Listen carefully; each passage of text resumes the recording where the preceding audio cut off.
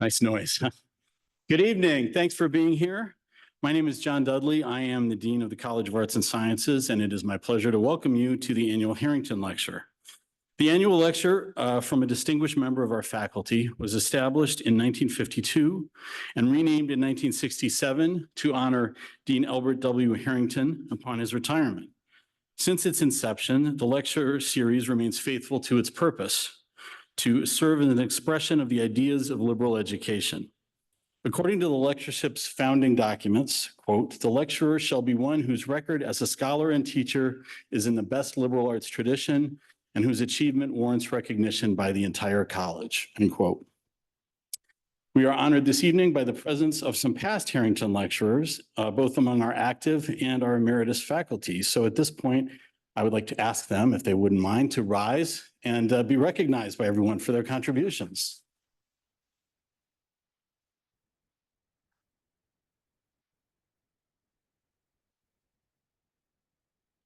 It's always kind of fun to see everybody back here. I'd also like to take a moment to thank our colleagues from the Department of Political Science, Eric Jepson and Ed Garish, for their help in distributing programs tonight, and to recognize the hard work of Heather McDonald, Program Assistant in the College of Arts and Sciences, who managed the logistics for this evening and was responsible for the pie. So thank you to Heather. This year, I'm pleased to introduce Professor Matt Fairholm as the 72nd Harrington Lecturer. Dr. Fairholm is Professor of Public Administration in the Department of Political Science, and his work focuses on public administration, leadership studies, and constitutional governance. He has received multiple awards for his teaching, research, and service, including the Richard and Sharon Cutler Award in Liberal Arts, the Blair and Linda Tremere Faculty Service Award, and the Kenneth and Diane Jones Meyer Faculty Research Award. He was Director of Leadership Studies and Development at the George Washington University Center for Excellence in Public Leadership, where he still serves as a senior fellow. He has a long and distinguished record in professional outreach in public, private, nonprofit, and university settings, and he regularly contributes to his academic discipline through peer-reviewed articles, technical reports, journal reviews, and conference presentations. His published books include Understanding Leadership Perspectives, Theoretical and Practical Applications, and Putting Your Values to Work, Becoming the Leader Others Want to Follow. His lecture tonight is entitled Of Service, Leadership, and Public Administration, Hopes, Warnings, Possibilities. So please join me in welcoming this year's Harrington Lecturer, Dr. Matt Fairholm.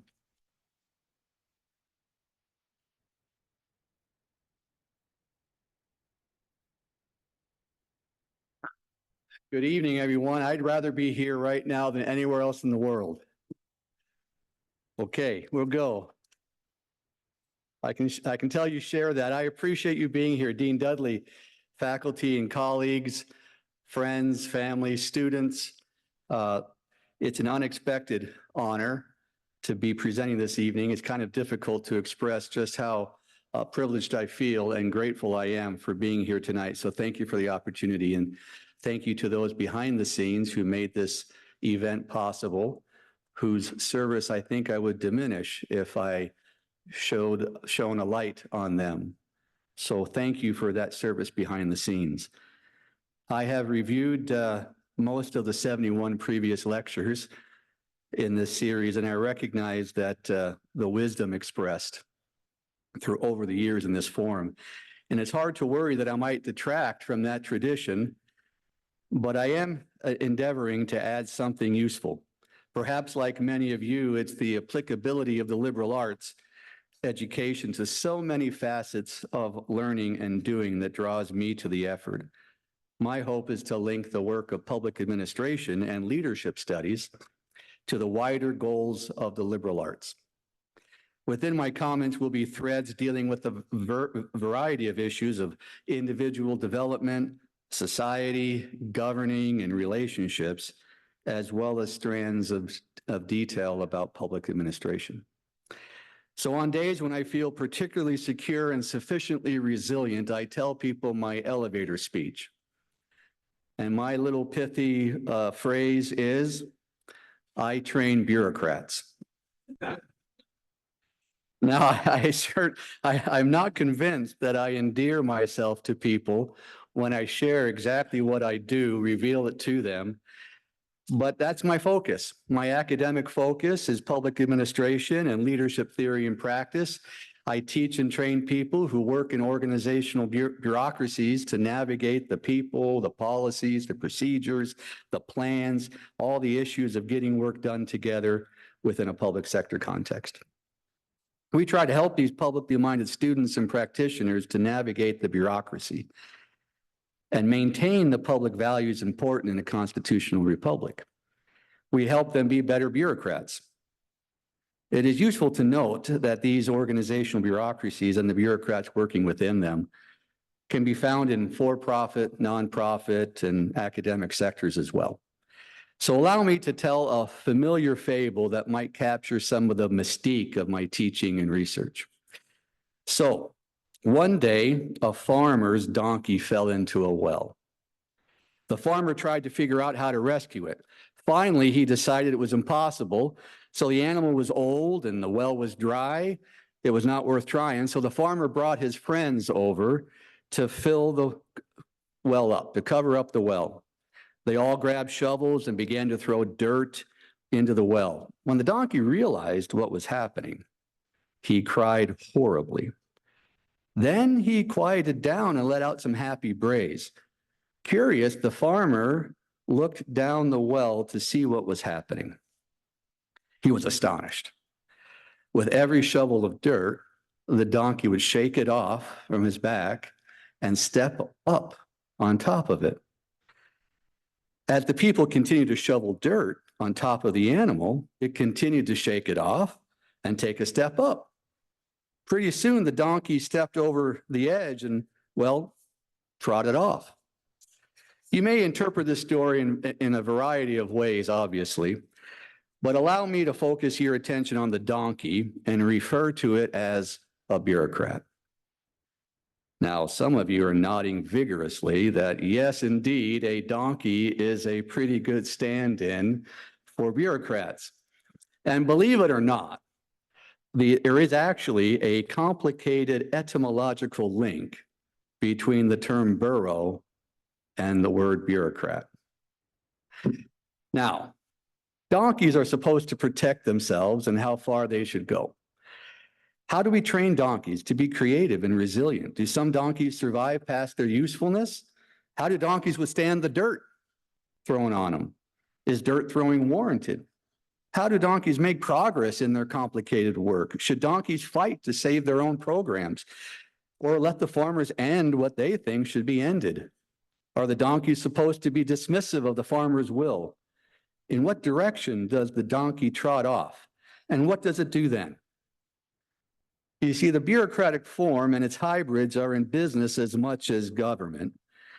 It is, however, especially in the public sector where the donkey gets a lot of dirt shoveled on it. Some merited, much not, but dealing with the dirt while trying to serve the public is part of the challenge. And frankly, when the donkey creatively survives, implements a government program really well, and trots away from the well, some of those donkeys may go in the wrong direction. The well, the dirt, the shovels, the donkeys, the farmers, the decisions, the directions trotted can all be related somehow to the challenges, service, possibilities, and even the dangers of public administration. And it is in this vein I would like to discuss some of the hopes, warnings, and possibilities that ground this endeavor called public administration. And in doing so, I believe we can see how exploring this profession ties into general themes of liberal arts education and appreciate even more the power of such an educational pursuit.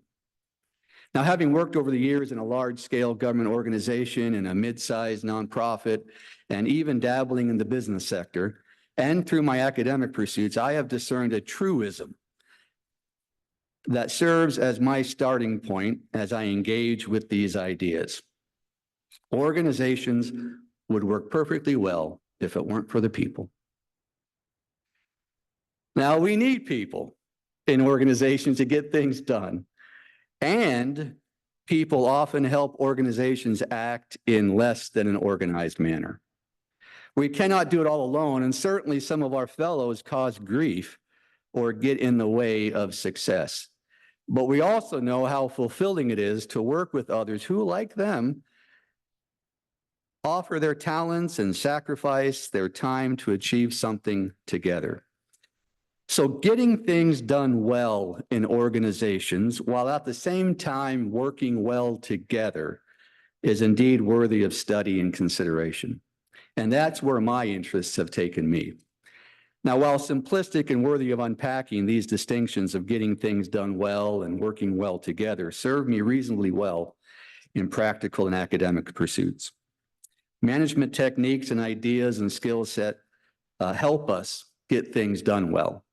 To do this, we often employ tactics that act upon others to achieve some stated goal. Leadership techniques, skills, and behaviors help us work well together. To do this, we focus on helping others learn, grow, and prepare to act for themselves in the service of others towards excellent task accomplishment and even individual growth. So I will proceed by first connecting my thoughts on public administration and leadership studies to the liberal arts. Then explore avenues of overlapping pursuits. The first avenue is the practice of public administration. The second avenue are insights taken from leadership studies. And the third avenue is an exploration of service and of expertise. The hope is that we might find some normative insights regarding how we work with others, the stance we should take as social actors, especially in a public sector context, and some safeguards to employ in these endeavors. We can see in all of this the liberal arts at work. Now, one purpose of this lecture series is to explore, expand, cheer, enliven the liberal arts. Challenging to define, a liberal arts education involves covering, I think, theoretical and practical areas of broad concerns. Albert Harrington himself, in his 1956 lecture, offers an illuminating definition. He says this: liberal education is not just any education. Its purpose is not to aggrandize the state, to increase knowledge for the sake of knowledge, to improve in vocational skills, although all of these results may follow in full measure. Liberal education has always kept its focus upon the individual. It has sought to help him unfold the many sides of his personality, to become the whole person, a thinking, feeling, acting person, who to the best of his ability understands himself, the society of which he is a part, the nature of the physical world, and the part of the world which we cannot see and often only dimly sense. That was his definition. Our own university declares that at the heart of a liberal arts education is a commitment to developing well-rounded, lifelong learners. It is about fruitful social engagement, even about leadership, and helping people act for themselves in an enlightened manner. Needed in public servants are such qualities. But public administration is a professional field of study. Can such professional training relate easily to the liberal arts? In the service of the public and to some notion of the public good, I think a more general education is certainly needed that unlocks the capacities and agencies of individuals and warns about the dangers of narrowly powerful interests that might subsume the individual into utilitarian clusters that distort the notion of public interest. Now, as a professor within a professional field, I am a bit of an outsider in the liberal arts academic homes of which I am a part. The role of outsider actually plays a part in defining myself as a scholar. For instance, I graduated from a school of business and public management. As a practicing bureaucrat, I am trained to avoid the spotlight, to stay behind the scenes outside of the public eye. As a leadership scholar, I am outside the principal areas of public administration itself. And some dispute whether leadership even holds a rightful place in public administration research. Even working within a political science department is often seen among purists as inappropriate. I remember while I attended my first national conference as a USD assistant professor, a renowned scholar in the field sitting on a dais with all the other experts in the field, he announced that anyone teaching in a political science department was not really a public administration scholar at all. That's strong medicine for me to take as a young academic. Even within this campus community and its culture, I have felt a bit of an outsider in some ways as well. So while not always comfortable, the way I carried on may well be informed by the theory of the liberal arts, even if not practiced in its fullness. Part of that theory is well presented by Professor Churchill of the biology department in his 1955 Harrington lecture. The story is told, Professor Churchill relates, of an old-fashioned country schoolmaster who, having been duly hired, approached the director and asked, "Gentlemen, how do you want your world taught? Round or flat? Round or flat? I can teach it either way."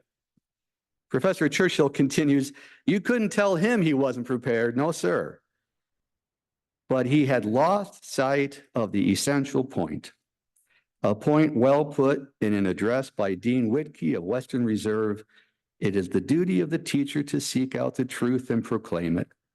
He went on to quote the great teacher, "You shall know the truth and the truth shall make you free." End of quote. So maybe in such pursuits, there is a place in the liberal arts for an outsider like me. Indeed, there may be a place for all of us. In this sense, I may understand better the meaning of Veritas on our university's logo. So like your fields of study and interest, my field is often a tough nut to crack. Public administration is both an area of intellectual inquiry and a process of activity of administering of public affairs. Often we talk to our students of big PA and little PA. So big PA is used to describe the lines of inquiry, research, and teaching that may make up what can be called the intellectual aspects of concern.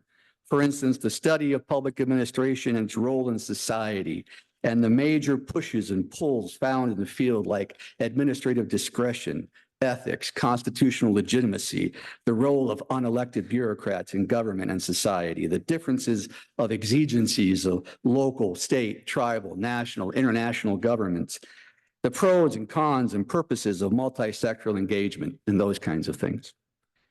Little PA is often used to describe the practical knowledge, skills, and abilities needed to function efficiently in large-scale public and sometimes nonprofit bureaucracies, like implementation or execution of public policy, budgeting, public finance, human resource management, management of process, analysis of policy, contract management, performance measurements, public-private partnership, and so on.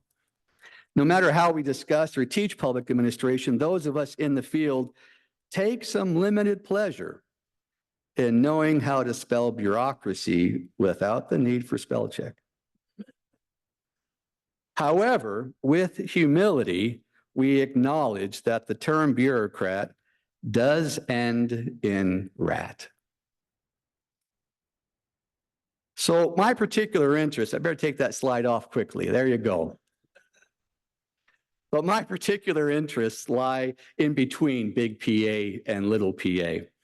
I think about leadership of organizations in a public sector context, though much is transferable, of course, to the private and nonprofit context as well. What a public leader is or is not, the meaning and consequences of managing things and leading people, and the impact of trying to manage people as if they were things.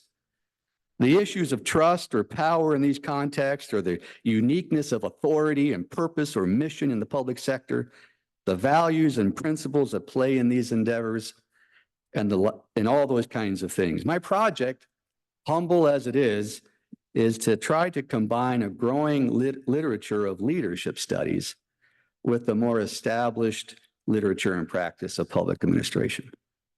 Now, these are interdisciplinary endeavors, almost by default. And this interdisciplinarity is a link to the world of the liberal arts.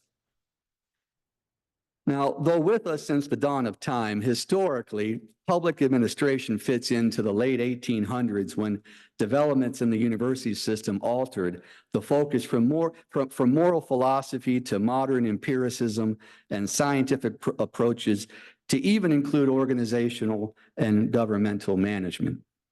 There was the development of a progressive reform movement to improve government, sweep out corruption, and enhance and expand the workings of government in U.S. society.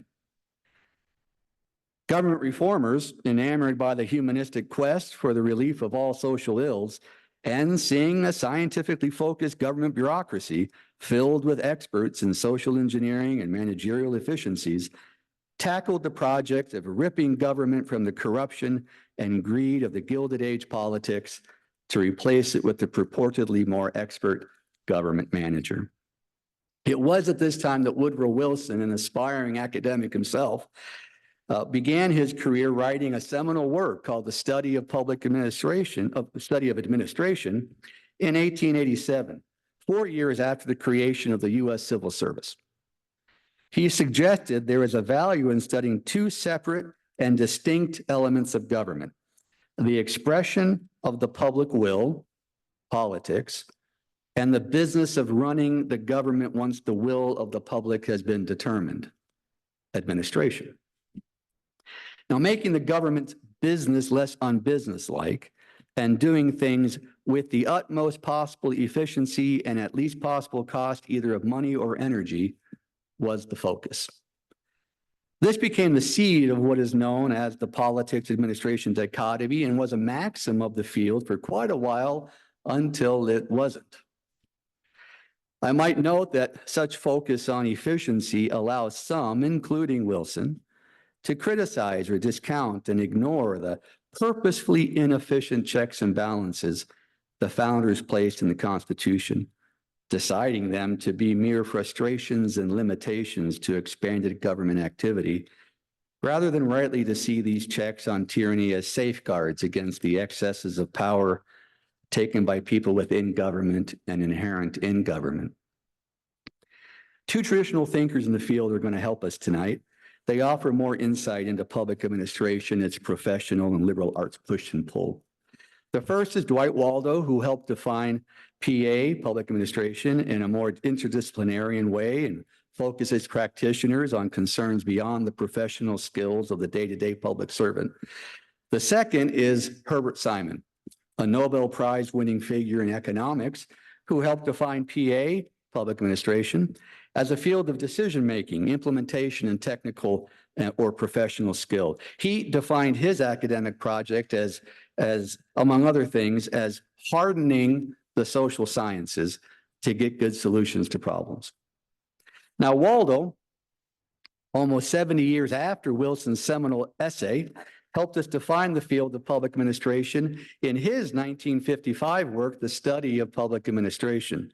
By defining the terms public and administration, he hoped to clarify what it is that we do. He explains that public can be understood in terms of concepts like the state or government, leading us to investigate political philosophy and notions of power, sovereignty, public authority, and discretion, often present in the course of administering things in the public affairs. Public may also be what functions or activities are believed to be public, but those beliefs may change over time, and then so would the role of or activities of the administrator.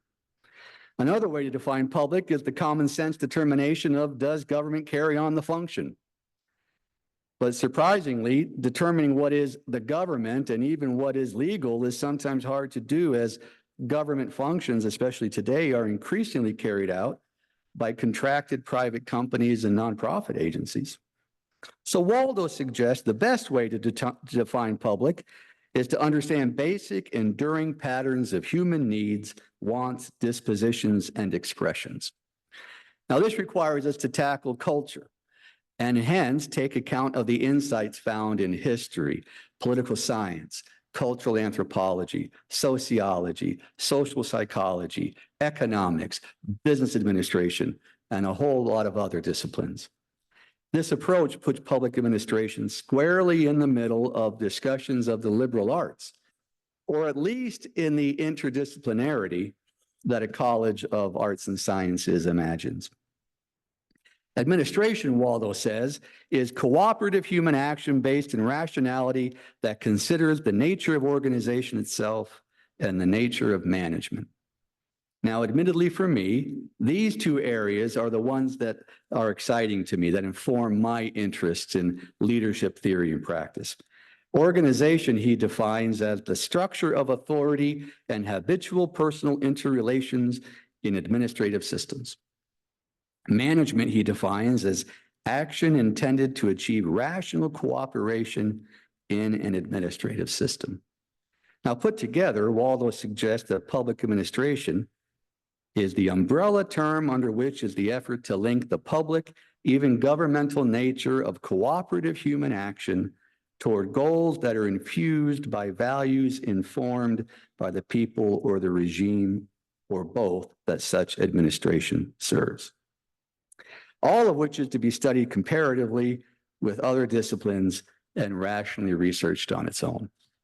Now, Herbert Simon, it is the focus of the organization and the management elements described above where Herbert Simon probably fits in the best or offers the most. A contemporary of Waldo and sometimes academic foil to Dwight Waldo, Simon was a bit more pragmatic in his contributions to the field. His work on decision-making, the variables that encourage organization structure and design to enhance our ability to make decisions and work in useful collective activities, the gnarly elements of fact and values that impact how we decide what to do and how to do it, how rationality helps us, though is bounded by both practicality and human capacity, how notions of authority and techniques of communication and topics about which to communicate in the body of organizations in which administrators live and breathe and, if skilled, flourish. Now, one of the ideas Simon is most known for is the idea of bounded rationality, saying that the number of alternatives one must explore is so great, the information one would need to evaluate so vast, that even an approximation to objective rationality is hard to conceive. However, he suggests the environment of choice itself can be chosen and deliberately modified, and we need the skills to develop organizations and structures in which choice can be made as soundly as possible. Yet still we grapple with what Simon calls satisficing, which is to develop an organizational and individual capacity to produce reasonable decisions that are satisfactory within the current demands and suffice for the purposes of the organizations at the time. So Simon reminds us that an element of designing organizations is, of course, the people within them. These interpersonal systems were not always an explicit part of the calculus of early organizational engineers like Frederick Taylor or Gilbreth or Mary Parker Follett, though she was an early pioneer in recognizing the interpersonal skills of good organization and group design. Chester Barnard and Simon after him did, however, help us to see that organizational culture matters not only in shaping what counts as good satisficing, but also how authority is handled within organizational systems. So decision-making and the decision itself is shaped by individuals who are themselves shaped by adherence to organizational goals, purposes, processes, and systems. Determining what counts as an authoritative decision and who counts as one with authority is essential. And authority, the argument goes, is granted by the worker and cannot be demanded from above in the hierarchy. Without the consent from the governed and the governors and their systems of organization would have little efficacy.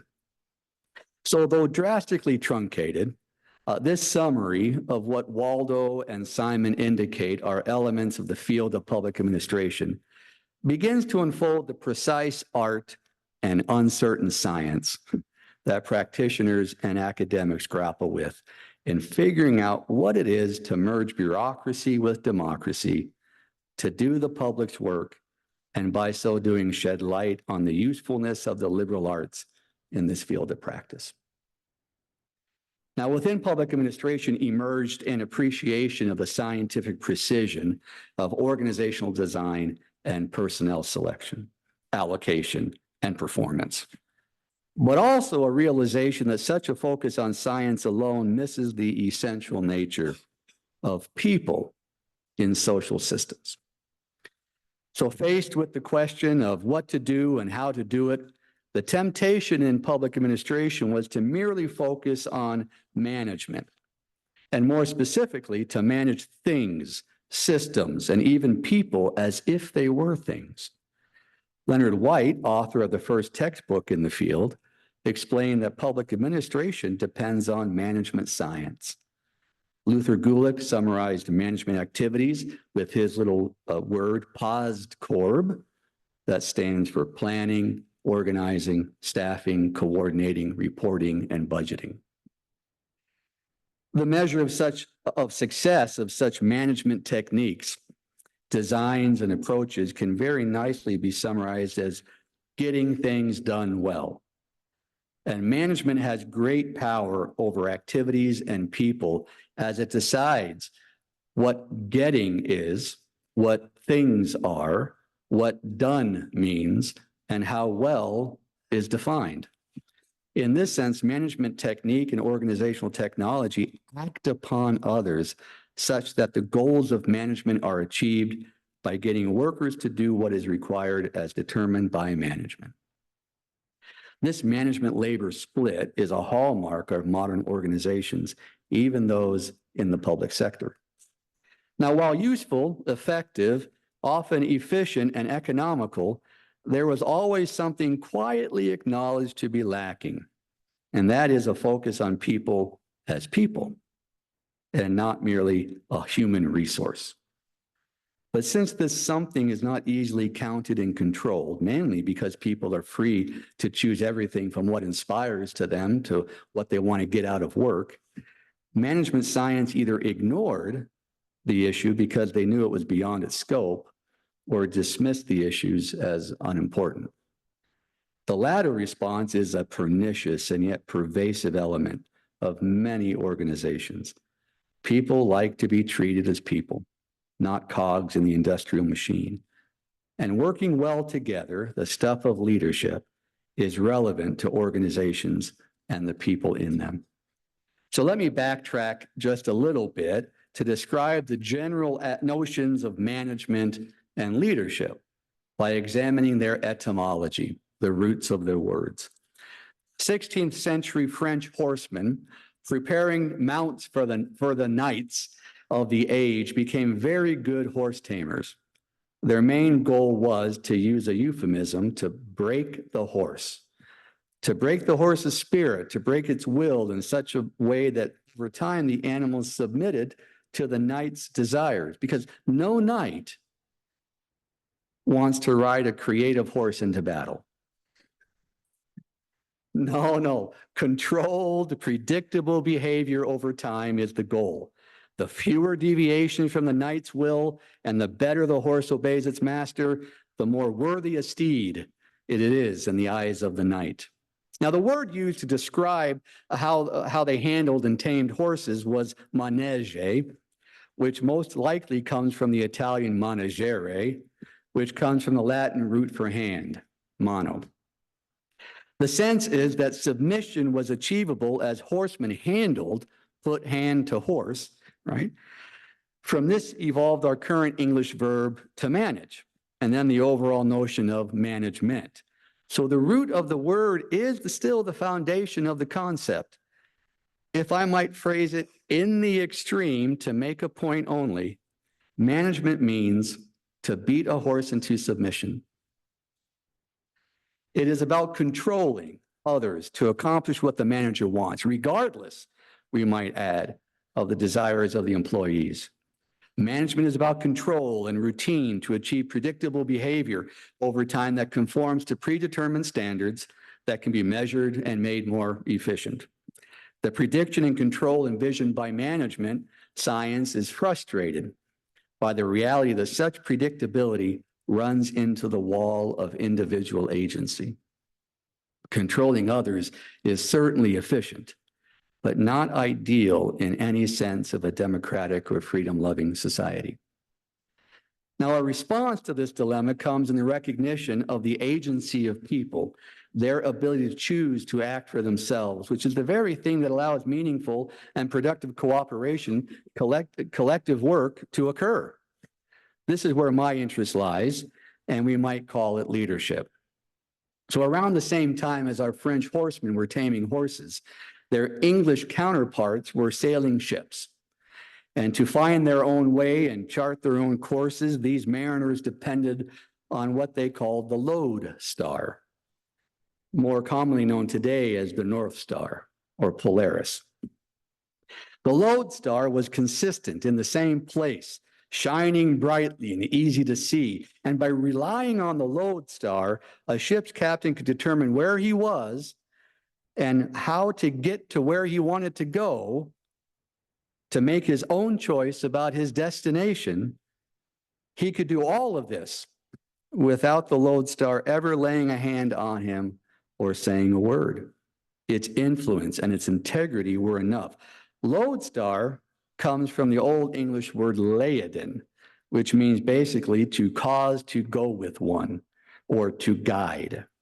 Now, having emerged from this, kind of emerged, I think, from the Old Norse or Germanic terms such as leiden or leith, which have to do with traveling or to go in a way. Now, from the term lodestar, we get our modern term lead. These roots describe leadership in terms of guidance, direction, consistency, integrity, and journeying together. It is not about control. It's not about the leader's wishes per se. Leadership is about helping the follower go where the follower needs or wants to go.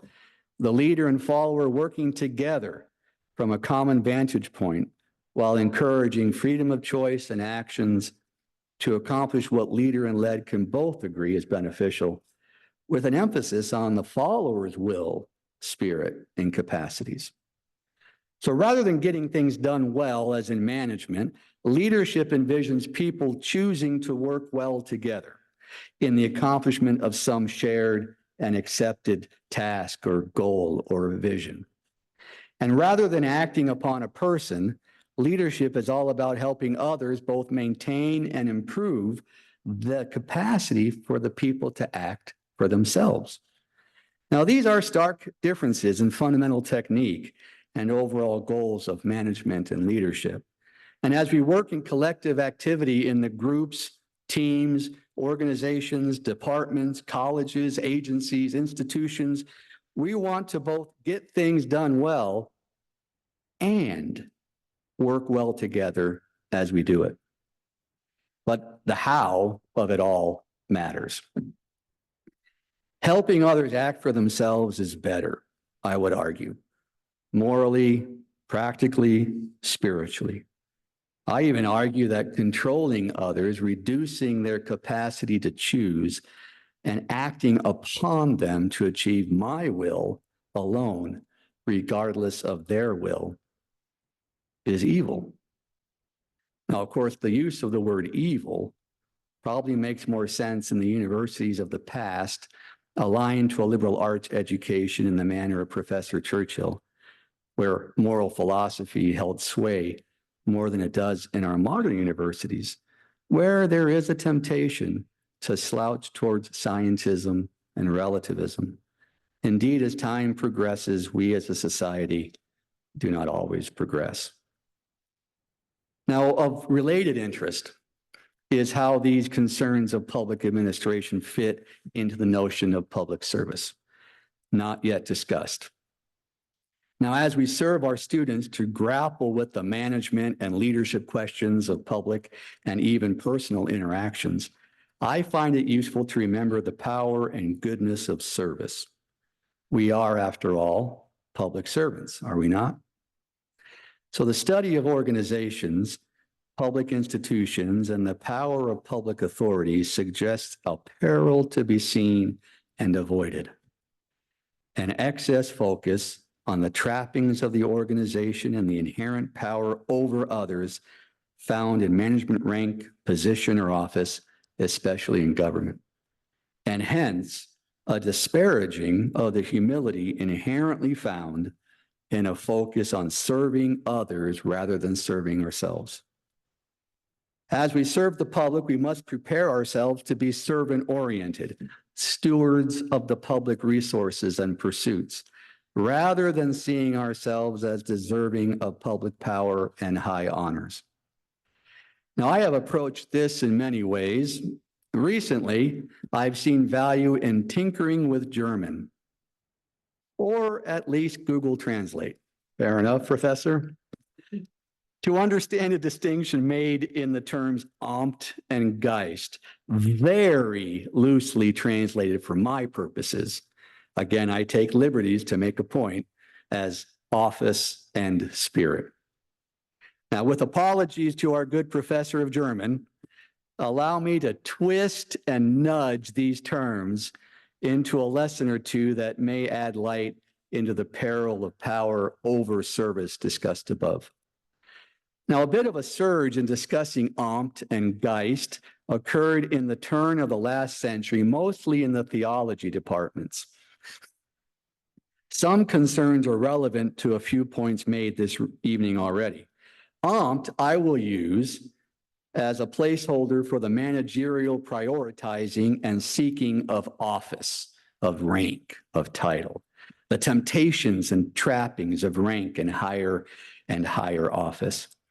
Geist, I will use as a reminder of the values, inspiration, and pull that is the spirit behind the reasons for our collective activity in the service of others and of some vision, cause, or purpose. We'll call that leadership. Now, if not careful in organizations, pursuits we may fall into thinking rank and position in the hierarchy is the goal, rather than the doing of useful things in appropriate ways. This is a danger of bureaucracy.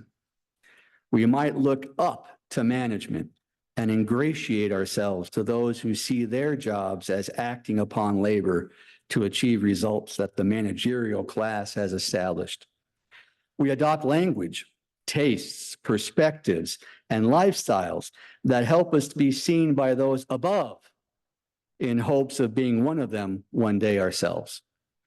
In doing so, we lose track of the purposes and spirit that bring us all together. We get enamored with the corner office. We forget the people and the purpose.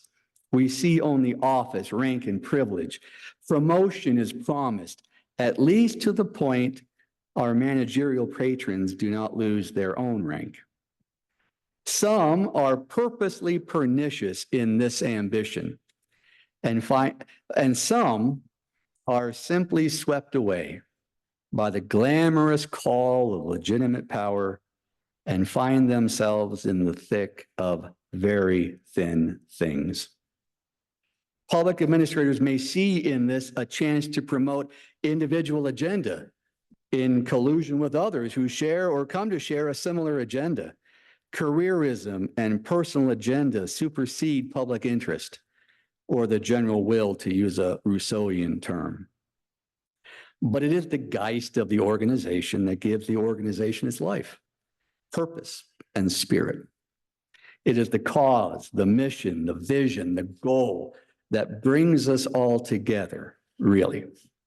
Helping others achieve enlivens our actions and induces us to even sacrifice for the good of others, those who serve and those we serve.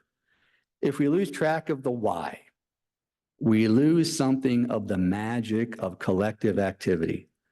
Indeed, Amt is a useful construct to fulfill the Geist, but often the Geist is lost as we reorganize or plan or budget or conspire upward in the hierarchy. Amt seeks power over, Geist seeks power with. Amt seeks to act upon others, Geist seeks to act in cooperation with others who act for themselves, inspired by a purpose that is itself inspiring. Now, a sense of service towards others must energize public administration. Public administrators must resist the temptation to see an stimulated opportunity to exercise power over others, especially as we recognize that whatever power is at play is related to public authority and attached to the strength and force of government. This becomes vitally important as public administrators are unelected and mostly unaccountable to the people they purportedly serve. So if they lose sight of service, they can usurp authority that is not theirs in the hopes of gaining the perquisites of office that they themselves create, often at odds with the republic frameworks originally intended. But the pull of power and selfish interest is too much for some who see themselves as public officials rather than as public servants. No, public administrators must remember that to serve others selflessly within a constitutionally and morally sound Geist is the essence of public service motivation. It is what makes public service noble. Any sense of importance as public officials must be tempered by both an expected humility and a sustained respect of the people who are served. Some suggest it would be better to listen to government experts than to the average citizen. As a public administration professor, I train what you may call government experts. But I quibble a little bit with some of my colleagues in the field as to how much deference should be given to us experts. We are public servants, after all, and we serve the people who are not worthy of our disdain, but rather of our respect and appreciation. We build them up. We do not tear them down or ignore them. We ostensibly live in a democracy, a government ruled by the average citizen, and yet relying on the wisdom of the average citizen seems to be something many of us experts are not too excited about. The temptations of public authority are too great for some public administrators to remain merely a technocrat, an agent, or steward. So they sneak and slither into becoming an aristocrat or an oligarch with the countenance of a disinterested public administrator, but the soul of a political schemer. Luther Gulick, who in the early days of public administration was called the Dean of Public Administration, offers a warning in this regard. Within a seminal work is a portion that is often overlooked, subheaded Caveamus Expertum, which means beware the expert. He says, it's a long quote, he says, "At this point, a word of caution is necessary. Every highly trained technician, particularly in the learned professions, has a profound sense of omniscience and a great desire for complete independence in the service of society. When employed by government, he knows exactly what the people need better than they do themselves, and he knows how to render this service.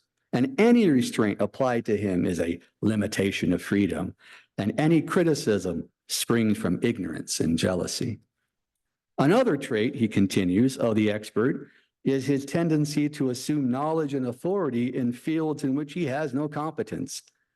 Having achieved technical competence or success in one field, they come to think this competence is a general quality detachable from the field and inherent in themselves.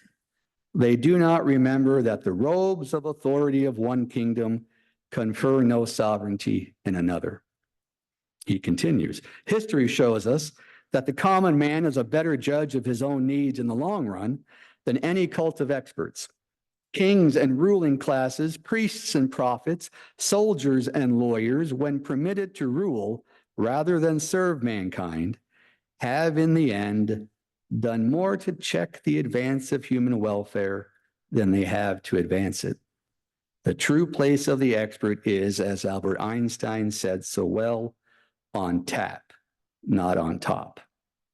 The essential validity of democracy rests upon this philosophy, for democracy is a way of government in which the common man is the final judge of what is good for him. He ends with this: these specialists have no right to ask for and must not be given freedom from supervisory control. So beware the expert is the warning given to you and me, as well as to up and coming experts. The expert is pulled toward aggrandizement of subject matter's capacity to save society, towards omniscience in all fields because of expertise in one field, and towards a justified argument that the expert should be making all the decisions. But that is not a constitutional republic. Public administrators must become experts in their work, but should never seek more than to be on tap rather than on top. For when we see others as objects to be acted upon for our own or our group's interests, regardless of the freedoms and rights of other individuals, then we view the public interest in narrow, egocentric, group-centric ways that may very well not be in the interest of the public at large, but only in the interests of our special publics, of which we are a part and from which we claim ultimate moral authority through our expertise. The liberal arts opens our eyes to these concerns. This leads to a discussion of what, in my opinion, may link leadership, service, and public administration to the work of the liberal arts. This link is how we see and how we approach others. Martin Buber offers a concise description of the dilemma as he titles one of his works, I and Thou. We see an age-old worry in how he contrasts an I-thou relationship that values mutual connection and concern for the equally valuable people within the equally valued people with the I-it relationship that sees others as lesser objects, useful in utilitarian and often manipulative ways. We should see others as of equal moral dignity, but the same natural rights. In this way, we encourage individuals to act for themselves, to choose to work with other unique individuals towards purposes they have mutually agreed upon are important. We should not create distinction that makes others into objects to manipulate or stereotype to achieve selfish agenda, to act upon others to get what the manager or the oligarch or the political faction wants done. Differences are obvious and evident. Distinctions are social, political creations. Differences can be brought together toward unified work. Distinctions are meant to separate and divide and are therefore antithetical to the underpinnings of leadership that intends harmony among many to do what people choose willingly to do together. Now, exploring the I-thou or I-it relationships suggests a stance that public administrators need to consider more vigorously. If the public interest is our goal, we must eschew temptations to impose our own personal interest and avoid falling into traps set by special groups to impose their organized interests. The key may be to develop into what Nigro and Richardson suggest are disinterested public servants, interested in neutral, professional, competent implementation of laws within the rule of law, disassociated with distinctions that distort the plurality of differences in our country. Public administrators do develop expertise in government operations. They do have certain skills and experiences and vocabularies to help sort out issues of publicly important implementation. But when we choose to confuse knowing more about something with believing we know better, public administrators cross the line. Service does not elevate us over others, but rather elevates others over ourselves. We build others up. We help others on their path to flourishing. We implement policies so that each individual is given the chance to freely choose and to consequently be naturally accountable for the governing of themselves. No doubt our efforts in the liberal arts expand and enlighten the progress in social engagement and individual flourishing that is at least a focus among many in public administration. So, back to our donkey. There will always be dirt thrown at our donkey. We might see in the dirt criticism of policy. We may see in that dirt criticism of how the donkey is implementing policy. We may see in the dirt criticism of the donkey itself, as it takes undue pride in the public authority it has and does more than the farmer thinks right to do. But the donkey should always acknowledge the right of the farmer to throw dirt. The donkey does not give up its creativity and skill, but the donkey serves the farmer. So when the donkey overcomes the dry well's wall, it better be careful not to assume a demeanor of superiority or a sense of entitlement to do whatever it wants to do. As it walks away, it must not walk away from the constitutional principles upon which the profession is grounded. And it certainly should not walk in the path of arrogance and usurpation of standalone public authority, to which it has no claim at all. To serve is to lead, and to set an example of restraint and competence and respect for constitutional values. And the liberal arts offers much to prepare that sort of bureaucrat. Public administration is susceptible to corruption and power over others if we forget the restraining and constraining values required in the field. While management is a guiding star of the field of public administration, its practice benefits from the lodestar of leadership.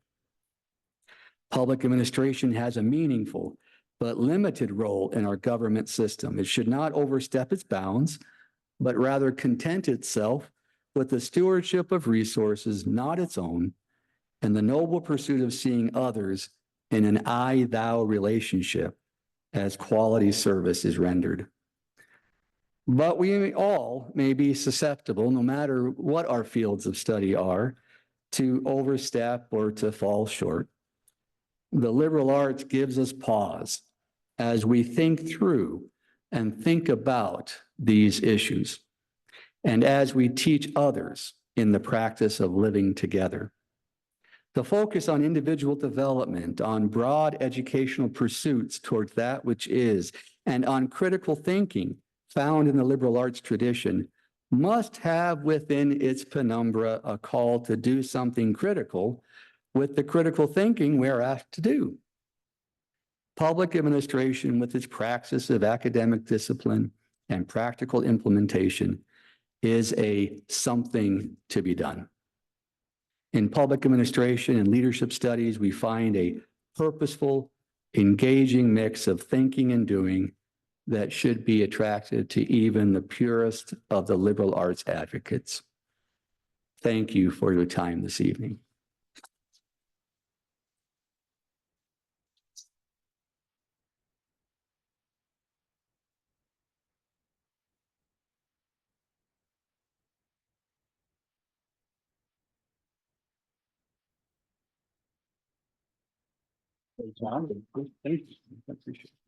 Thank you very much, Matt. I have one more job to do, which as we conclude our program, I invite you to stay. I think there's still some more pie. You can ask Dr. Fairholm some questions about his talk. But before we do that, I do need to introduce the next Harrington lecturer, as selected by a faculty committee in the college. I am very pleased to announce that the 73rd Harrington lecture will be delivered next fall by Dr. Angela Helmer, Professor of Spanish in the Department of Modern Languages and English Studies.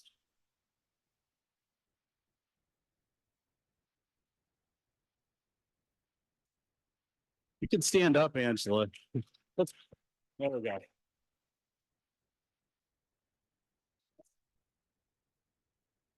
Congratulations, Angela. Thank you all for coming, and please join me in a final round of applause for this year's lecturer, Dr. Matt Fairholm.